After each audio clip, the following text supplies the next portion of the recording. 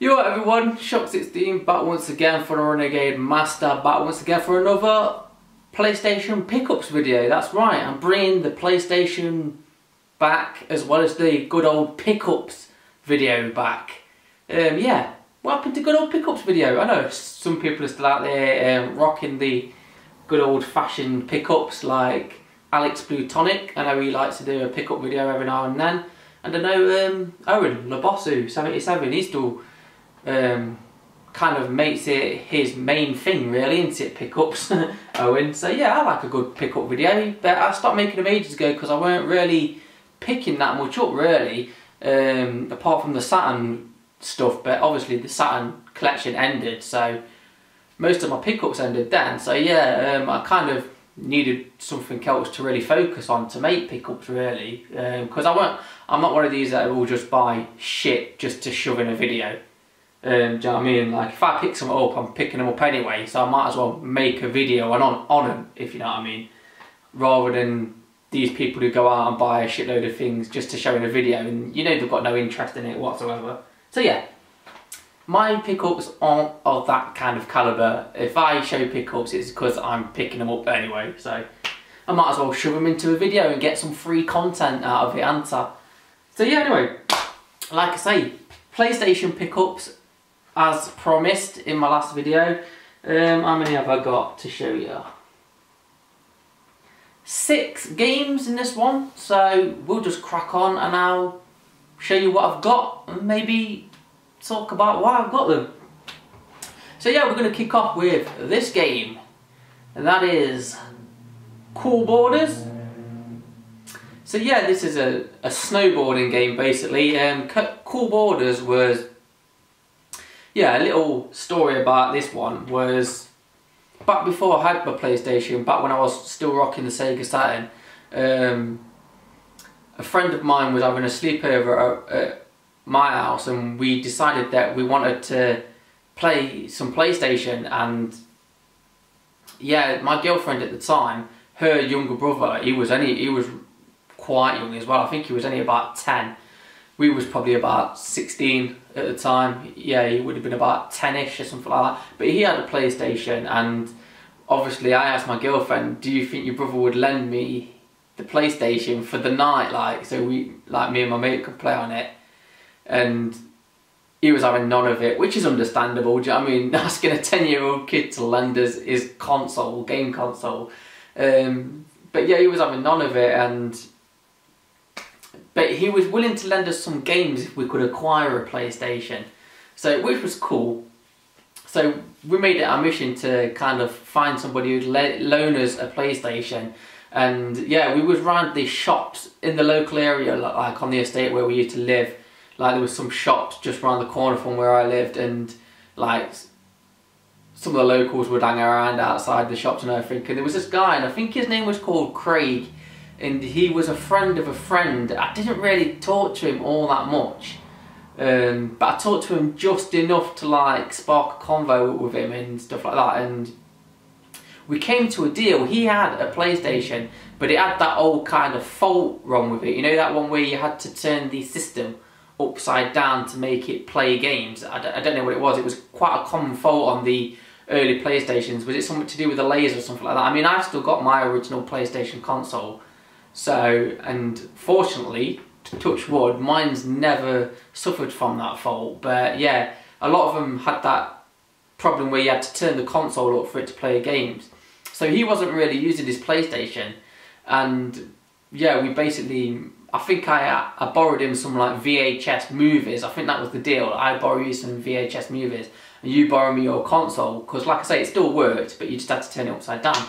So we borrowed that, we managed to get a PlayStation, acquire a PlayStation off him for the weekend, and yeah, some games off my girlfriend, and one of them was Grand Theft Auto, which we spent most of our weekend on. But the other game was this, it was Cool Borders, and yeah, I just thought this was cool. So this was basically one of the first games that I played on a PlayStation at home kind of thing, other than demo kiosks in stores. So yeah, and yeah, there's not much to say about it really. It's quite a fun, or it was a fun game. I imagine it to be quite primitive to this because I did play Cool Borders 2 as well, but I never played enough of Cool Borders 2 to tell you if it was a better game than this. I've never played Cool Borders 3, so they might be future pickups. I might buy 2 and 3 to see how they play, so I can give you like my definitive answer on whether they are better games than this one. But yeah, I always thought this was quite a cool game, no pun intended. But yeah, Cool Borders anyway. Next game, a game that nobody really seems to pick up or mention, and I don't know why, and that is Ridge Racer Revolution. Yeah, basically the sequel to the awesome game Ridge Racer. It plays pretty much the same as the original Ridge Racer as well. So maybe that's why people don't really pick it up or something, because it's near enough the same game really, just a few extra features. Like I think one of the extra features though that they added to this that you couldn't do, I stand corrected though if you could do it, so please let me know. But Ridge Racer Revolution is you could play it with the link cable, do you know, where you could hook up 2 consoles and 2 TVs, 2 copies of the games, and you could play it on like 2 TVs and stuff like that.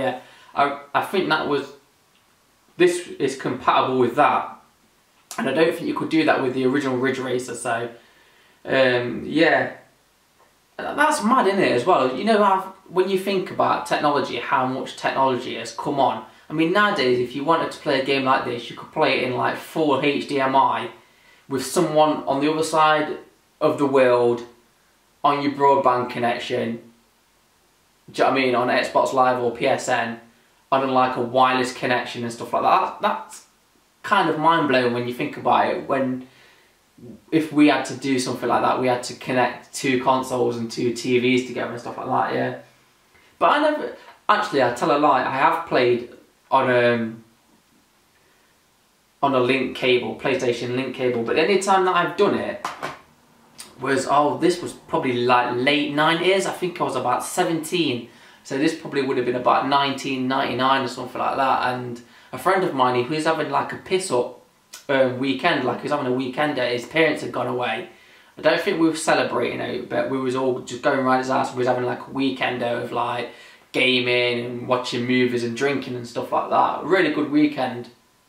Yeah, so like I say, it would have been late 90s, all in our kind of like college, university kind of phases, so 17 years old. And one of his friends from college bought his TV round and his console and everything, and they set up like a link cable in his conservatory. They had like, yeah, and the game we was playing there was Wipeout. That's the game I remember playing on it. And I think they had another game as well. I think it was a Command and Conquer game. Might have been Red Alert or something like that. Command and Conquer Red Alert they was playing as well. I didn't play that, but I did play Wipeout on the link. And obviously I played a link on this game as well. I played Ridge Racer Revolution, but I played it on a link. I think it was in HMV and stuff like that, where they used to have like games linked on it. But yeah, so that's Ridge Racer Revolution anyway. One that people don't really seem to talk about in the Ridge Racer series for some reason. But yeah, I have fond memories of Ridge Racer Revolution, and like I say, but it's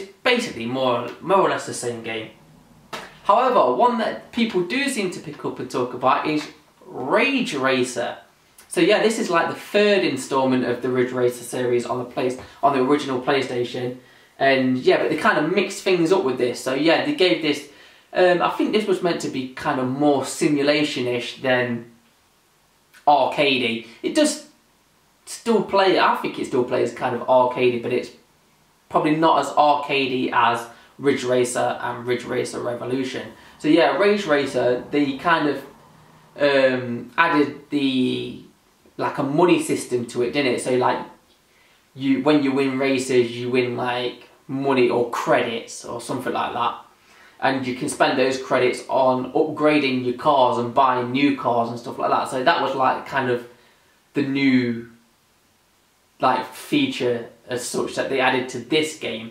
And because of that, I think not many people like Rage Racer compared to Ridge Racer. I mean, I still prefer Ridge Racer to this, but I still think Rage Racer deserves props. Do you know what I mean? I think it deserves a good mention. So yeah, Rage Racer is another one of those games that I played quite a lot of back in the day, and yeah, I think it deserves to be amongst anybody. If you're into Ridge Racer, I think it deserves to be within your collection.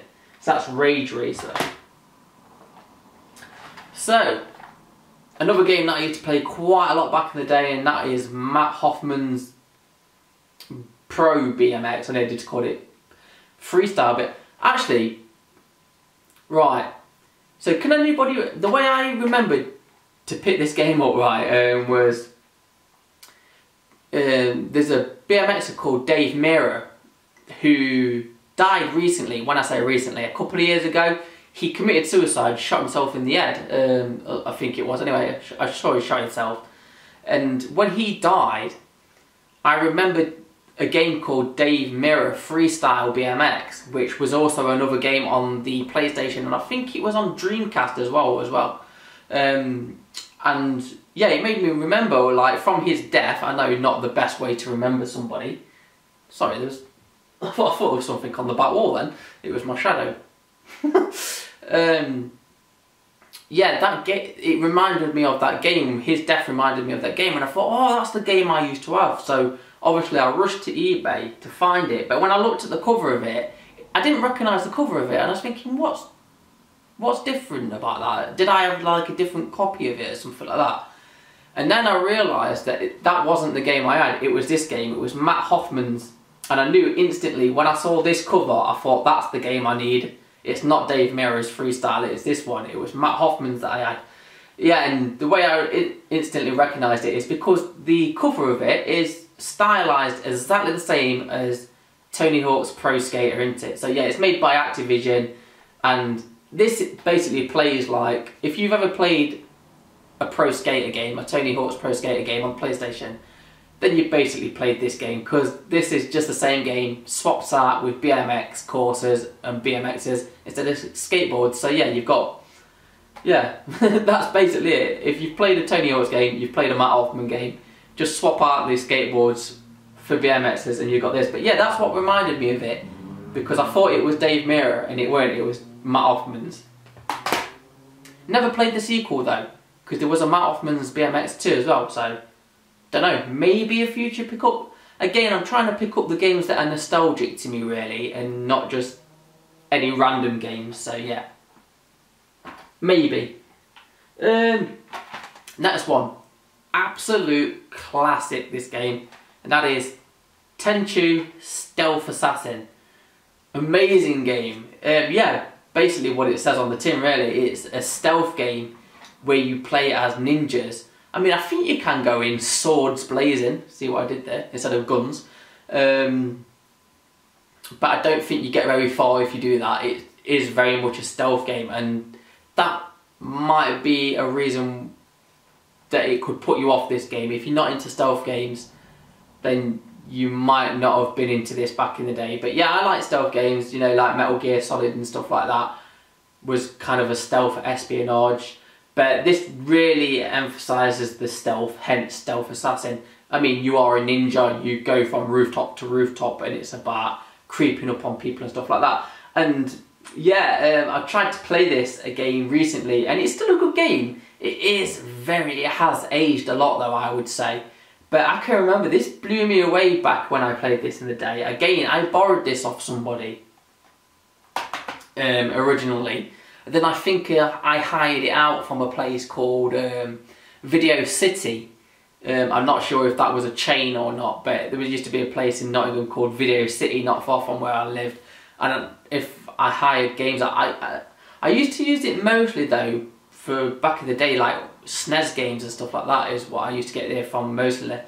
But yeah, when the PlayStation era came around, I did hire a couple of games from there, and I remember Tenchu was one of them, after borrowing it off a mate, and then I got it on, I don't think I ever had the original copy of it, so I think I must have had it on a copied disc.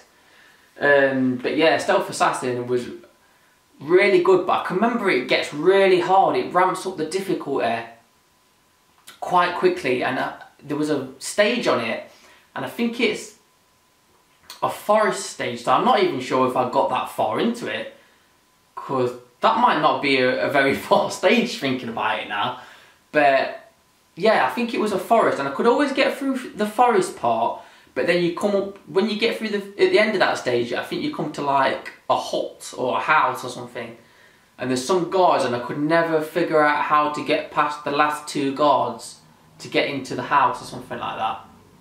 If my memory is correct, I'm sure it was like a forest stage.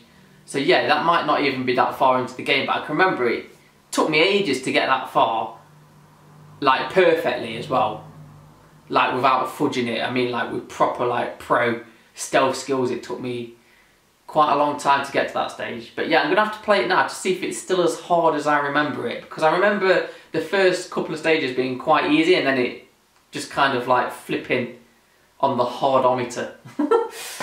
So yeah, the last game is a game that I have a fucking history with, and it's a game that I've never played, and that's the reason why I picked it up. But I'll tell you why I've never played it. I've owned this game,